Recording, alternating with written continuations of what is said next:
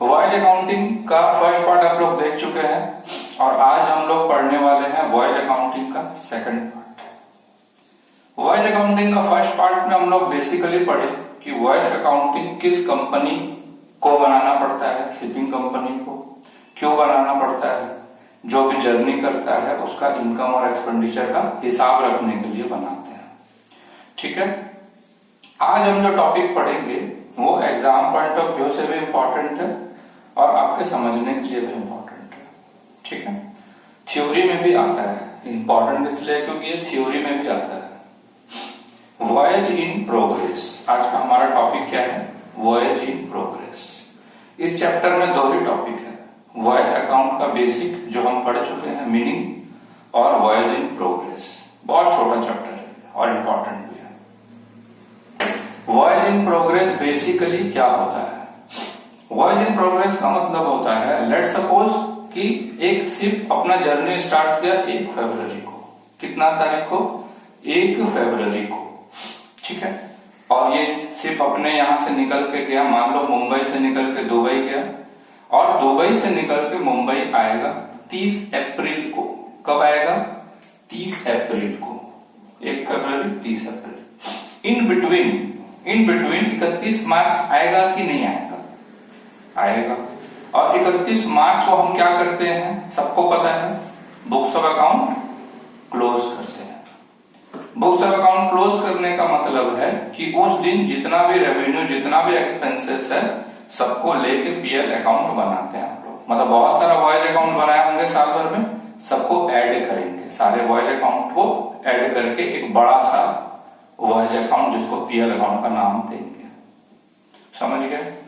लेकिन एक बात बताओ, जब एक जर्नी 1 फरवरी को शुरू हुआ, पैसा हमको मिल गया मान लो पूरा, मुंबई से दुबई का भी, दुबई से मुंबई का भी। अब आप लोग को एज ए कॉमर्स स्टूडेंट जब बोला जाए कि 31 मार्च को आप वॉयज अकाउंट बनाइए, तो जब 31 मार्च को आप उसका पूरा इनकम ले लेंगे अपने बुक्स में, तो आपको लगता नहीं है कि आप लोग थोड़ा सा गलती कर रहे हैं? क्योंकि ये जर्नी तो 1 अप्रैल से 30 अप्रैल तक भी चलेगा और वो हम लोग का नेक्स्ट फाइनेंशियल ईयर में आ रहा है कि नहीं आ रहा है? तो हमको तो इसी फाइनेंशियल ईयर का बनाना पड़ता है ना हर चीज। तो जब हम इस फाइनेंशियल ईयर 1920 का बात कर रहे हैं, फाइनेंशियल ईयर 1920, तो हमारा 1920 फाइनेंशियल ईयर कब खत्म हो जा रहा है? बड़े 31 मार्च 20 को। लेकिन जर्नी तो उसके बाद भी चल रहा है और कब खत्म होगा? अप्रैल में। मतलब इस जर्नी का पूरा इनकम हम कब कमाएंगे? 30 तारीख को, और पूरा खर्चा भी कब होगा? 30 अप्रैल को। तो फिर दोनों को हम बना पाएंगे, लेकिन हमको तो बनाना ही 31 मार्च को है। समझ आया वॉयज इन प्रोग्रेस का मतलब? When the journey is incomplete on 31st March, that is the closing date, we need to segregate the amount pertaining to current financial year, next financial year। मतलब हमको क्या करना है? अलग अलग करना है। क्या अलग करना है? 31 मार्च तक का इनकम और एक्सपेंस को अलग करना है टोटल में से, और 31 मार्च के बाद वाले चीज को अलग करना है। समझ गए? तो बेसिकली 2 साइड होता है ना वॉयज का, एक क्रेडिट और एक डेबिट। क्रेडिट माने इनकम वाला साइड और डेबिट माने खर्चा वाला साइड। तो क्रेडिट साइड में पहले आते हैं, इसको वॉयज इन प्रोग्रेस का 2 हिस्सा कर दिए, एक फ्रेट और एक एक्सपेंस। फ्रेट माने क्रेडिट साइड, एक्सपेंस माने डेबिट साइड। तो क्रेडिट साइड में छोटा सा एग्जांपल लेते हैं, ए और बी, मुंबई और दुबई। तो मुंबई से दुबई जाने का था हमारा फ्रेट 5 लाख और दुबई से मुंबई आने का फ्रेट था 3 लाख। तो टोटल कितना हुआ? 8 लाख। 31 मार्च को हमारा जर्नी अधूरा है। अधूरा मतलब इधर से उधर पहुंच गया है लेकिन उधर से इधर नहीं आया, मतलब मुंबई से दुबई पहुंच गया, दुबई से मुंबई आ रहा था और 31 मार्च हो गया बीच में। तो ये 5 लाख तो हम पूरा कमा लिए हैं क्योंकि मुंबई से दुबई हमारा 31 मार्च से पहले पहुंच गया है, तो ये 5 लाख पूरा कमा चुके हैं। लेकिन ये 3 हम अभी कमाए नहीं है, तो जब कमाए नहीं तो इनकम मानना चाहिए क्या? नहीं मानना चाहिए। लेकिन जब वॉयज अकाउंट बनाना शुरू किए होंगे तब तो हम पूरा ले लेते हैं ना 8 लाख।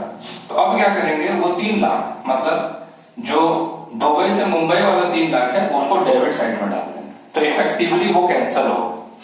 3 इधर 3 उधर। ठीक है, तो जैसे इनकम कैंसल हुआ वैसे खर्चा भी हम क्या करेंगे, दोनों लिखते हैं, इधर ए से बी का, बी से ए का। लेकिन बी से ए वाला खर्चा अभी हम जब इनकम को नहीं मान रहे तो खर्चा को मानेंगे क्या? खर्चा भी नहीं मानेंगे। तो इधर जितने खर्चा आया होगा बी से ए वाला खर्चा खाली, उसको इधर वॉयज इन प्रोग्रेस बोल के हटा देते हैं और उधर बोलते हैं प्रोविजन फॉर इनकम्प्लीट वॉयज। ये तो नया वर्ड है अभी के लिए। क्या क्या वर्ड आया? प्रोविजन फॉर इनकम्प्लीट वॉयज और वॉयज इन प्रोग्रेस। ठीक है। और इसका है कैसे, इसको इनकम का तो हमको डायरेक्ट पता चल जाएगा क्योंकि इनकम तो दे देगा पर टन इधर से इधर जाने का इतना रुपया है। लेकिन एक्सपेंस का तो नहीं देता है पर टन। एक्सपेंस फिर अलग अलग रहता है। कुछ एक्सपेंस फ्रेट से रिलेटेड रहता है, कुछ एक्सपेंस फिक्स कॉस्ट है जैसे डेप्रिसिएशन, इंश्योरेंस, है ना। कुछ एड्रेस कमीशन फ्रेट का कुछ परसेंटेज होता है और बाकी कुछ है जैसे कोल और आपका bunker cost, water, light house charges, ये सब अलग अलग है।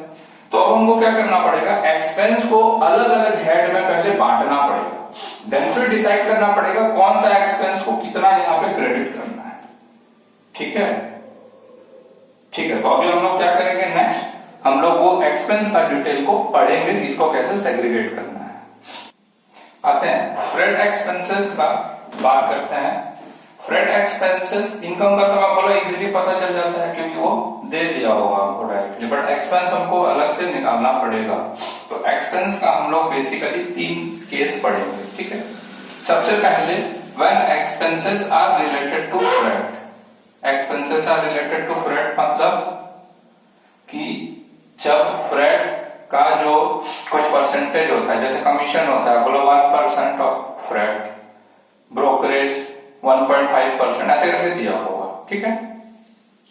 तो अभी अभी हम लोग पढ़े थे जो एग्जांपल में, ए से बी पोर्ट में जाते समय कितना था इनकम, 5 लाख, और बी से ए में जाते समय कितना था, 3 लाख, है ना। तो ए से बी वाला तो पूरा हो चुका था जर्नी, बी से ए वाला आधा रुका। तो उसमें ऐसे बोला है कि आप क्या करो, ए से बी और बी से ए का आप रेशियो निकाल लो। रेशियो मतलब 5 और 3 का, 5:3, मतलब उधर से इधर आने के लिए 3/8, क्योंकि 3 लाख रुपया टोटल कितना मिला हमको पैसा, 8 लाख। 8 लाख में से 3 लाख उधर से इधर वाला रिलेटेड है। तो अब मान लो कि टोटल कमीशन हमको दिया है 1 लाख। कितना दिया है टोटल कमीशन? 1 लाख दिया है। ठीक है। तो 1 लाख में क्या करना है मेरे को, उधर से इधर आने का खर्चा को हटा देना है। ठीक है। तो टोटल 8 लाख के लिए 1 लाख था, टोटल 8 लाख के लिए 1 लाख था। तो 3 लाख के लिए कितना होगा, 3/8 इंटू 1 लाख, इतना। तो मतलब ये 37,500 निकल गया, जो किधर जाएगा, क्रेडिट साइड आएगा, वॉयज इन प्रोग्रेस बोल के। डेबिट में तो पूरा 1 लाख ले चुके होंगे, क्रेडिट में 37,500 बोल के अलग कर देंगे। ठीक है। तो हर वो खर्चा जो फ्रेट से रिलेटेड होगा, एड्रेस कमीशन, ब्रोकरेज, ये सबको हम ऐसे हटाएंगे। उसके बाद और अगर डायरेक्टली पता चल रहा होगा कि उधर से इधर आने का खर्चा दे दिया होगा, तब फिर ऐसे करने का जरूरत नहीं है। नहीं पता चलेगा, टोटल दिया होगा, तब ऐसे करना है। ठीक। दूसरा, when expenses are not related to freight, जिसको हम फिक्स्ड कॉस्ट भी बोलते हैं। इंश्योरेंस, इंश्योरेंस का फ्रेट से कोई लेना देना नहीं है, डेप्रिसिएशन का कोई लेना देना नहीं है, और भी बहुत सारे खर्चे हैं जिनका कोई लेना देना नहीं है। सैलरी हो गया कैप्टन का। तो उस केस में हमको अलग अलग केस पढ़ना पड़ेगा। पहला case, when journey is incomplete. When journey is incomplete मतलब यहाँ पहले समझ लो जर्नी किसको बोल रहे हैं। जर्नी बोल रहे हैं, ए एक पोर्ट है मुंबई, बी एक पोर्ट है दुबई। तो हमारा जो 31 मार्च को, हमारा मान लो 25 फरवरी को या 1 फरवरी को निकला। ठीक है। और बीच में ही था जहाज और 31 मार्च हो गया, मतलब दुबई पहुंचा ही नहीं, मतलब मुंबई से निकला आधा रास्ता पहुंचा, इसको जर्नी बोल रहा है। ठीक है। और ए से बी, बी से ए, इसको राउंड ट्रिप बोलते हैं। क्या बोलते हैं उसको, राउंड ट्रिप। ठीक है। तो जर्नी हमारा आधा है, जर्नी क्या है हमारा, आधा है।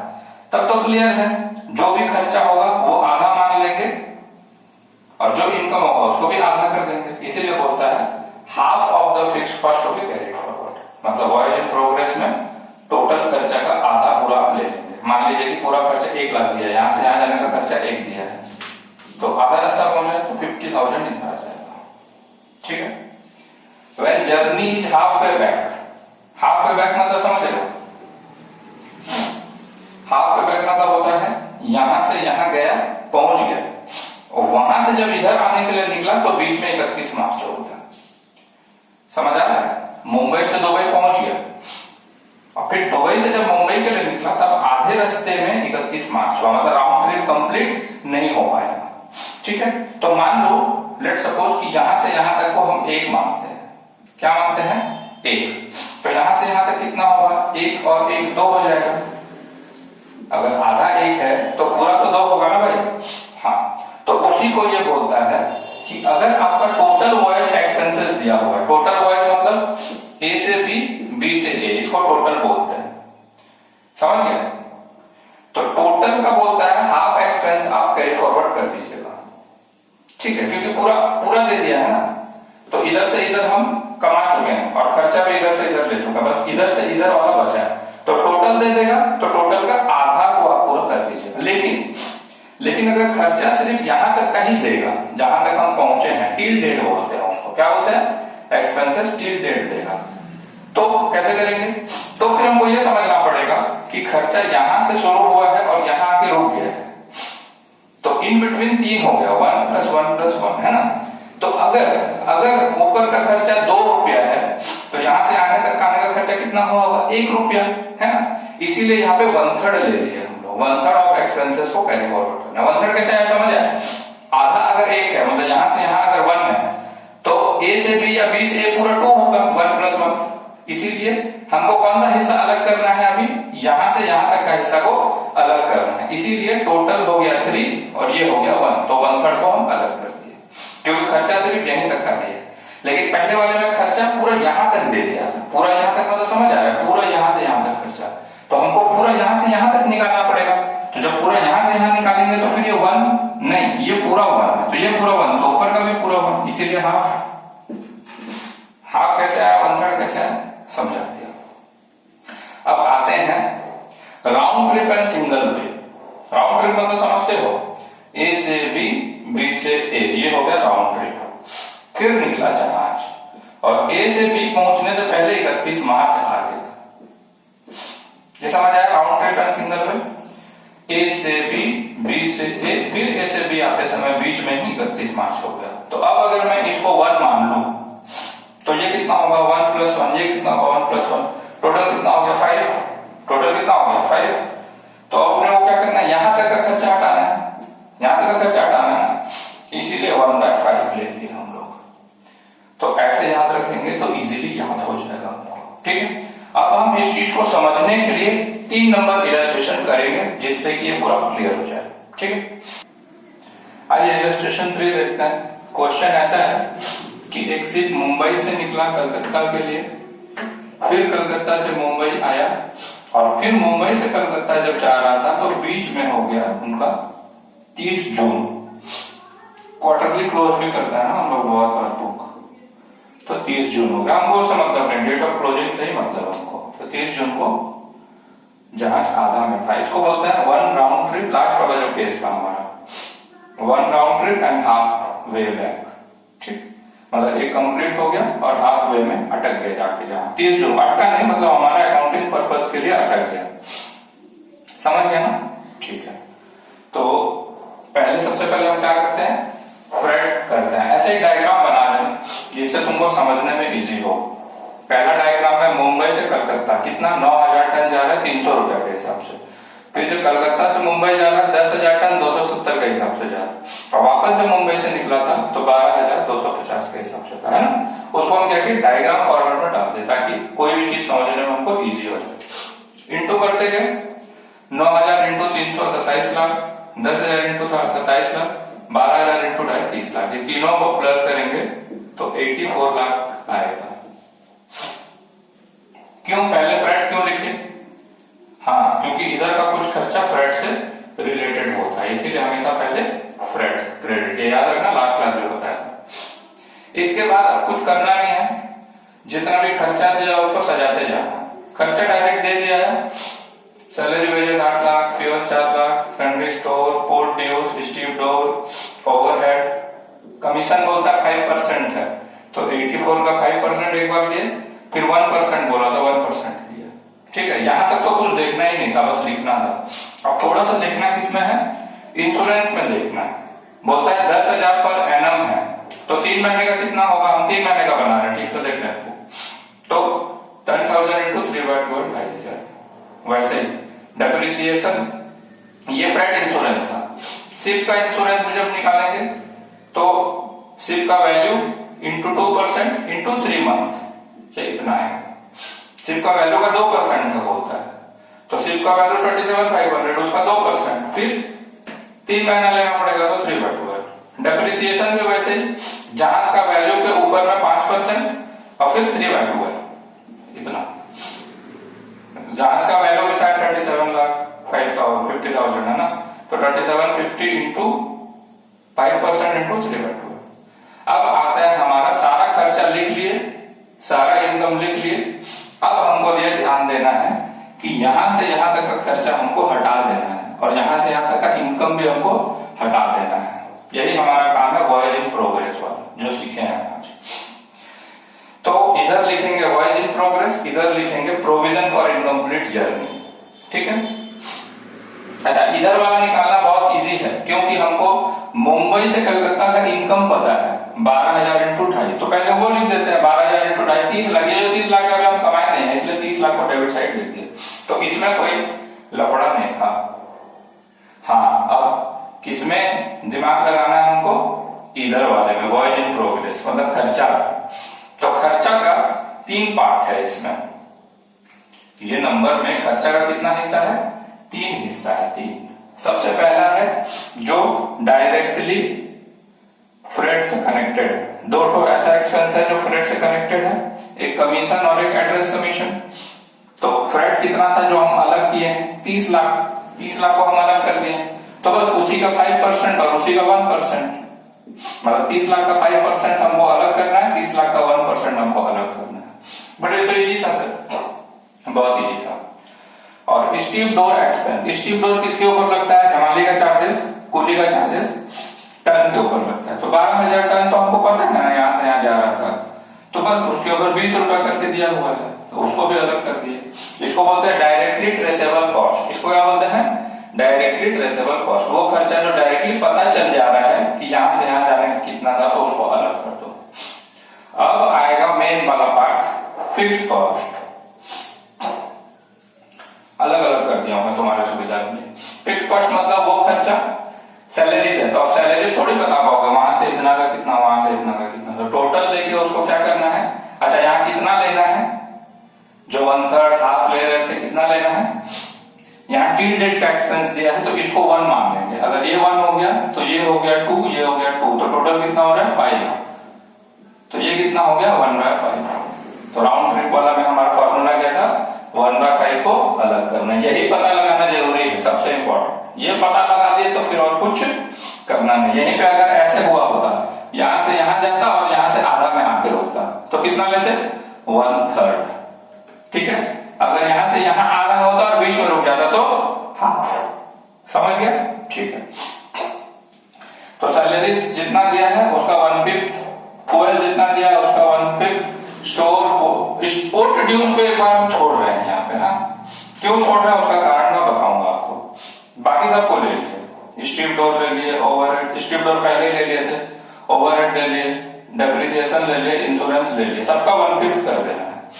बोले सर पोर्ट ड्यूज क्यों छोड़ दिए थे, पोर्ट ड्यूज क्यों छोड़े थे बताता हूं।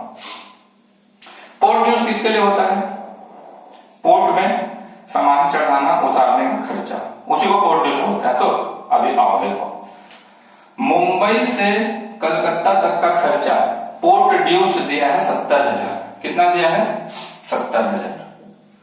और कलकत्ता से मुंबई तक का खर्चा दिया 50,000। ठीक है, ये टिल डेट खर्चा है, मतलब अब तक जितना खर्चा हो चुका है वही दिया है। समझ गए।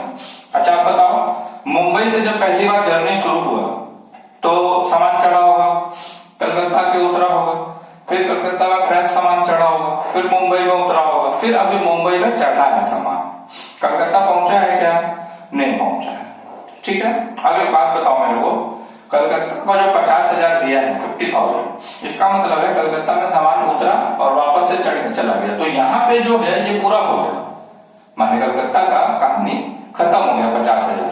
लेकिन मुंबई में जो 70,000 दिया है, मुंबई में 70,000 3 बार के लिए दिया है। कितना बार के लिए? यहां से जाने के लिए, यहां से वापस आने के लिए और यहां से फिर से जाने के लिए। तो मुंबई में जो 70,000 है उसका 3 हिस्सा है। एक जब सामान निकला था, जब सामान आया था और वापस फिर से निकला, तो ये तो पूरा पहुंचा नहीं है। तो ये 70,000 का 3 पार्ट हो गया, है ना। 50,000 का सिर्फ 2 पार्ट था, कलकत्ता से मुंबई वापस इधर से इधर। तो 50,000 का 2 पार्ट, वो दोनों कंप्लीट हो चुका है जर्नी, तो उसका कुछ नहीं करना। लेकिन 70,000 वाला तो अभी कंप्लीट हुआ नहीं है ना। तो 70,000 का एज्यूम करते हैं कि तीनों बार बराबर बराबर खर्चा हुआ है, तो ये 1/3 इसका हमको अलग करना है 70,000 का। यहाँ पे 1/5 मत करना, टोटल का लेके 1/5 मत करना, क्योंकि ये फिक्स कॉस्ट नहीं है, ये नॉर्मल फिक्स कॉस्ट नहीं है। क्योंकि 50,000 कलकत्ता का है, तो 50,000 कलकत्ता वाला तो पता चल रहा है कि कलकत्ता में आना जाना कंप्लीट हो चुका है। लेकिन मुंबई से जो निकला है कलकत्ता, वो तो अभी पता चल रहा है कि हाँ इसका 70,000 ही है जो अभी तक कंप्लीट नहीं हुआ। और 70,000 का 3 हिस्सा है, एक कंप्लीट वाला, एक कंप्लीट वाला, खाली एक इनकम्प्लीट वाला। तो मतलब टोटल का 3 अगर हिस्सा करें तो 1/3 अभी कंप्लीट नहीं हुआ है, इसीलिए 70,000 का 1/3 लिए हैं। बस ये नंबर में और कुछ जानने का नहीं था। तो जितना आया टोटल किए, टोटल आएगा 762 958 और उसका नेट प्रॉफिट निकाल दिया। ये नंबर अच्छे से करना, देखना, ध्यान से समझना। डाउट होगा तो मैं हूं, कोई टेंशन लेने वाला बात है नहीं। ठीक है, अच्छे से पढ़िए, ये चैप्टर बहुत इजी है, अच्छे से समझ आएगा। ठीक है। और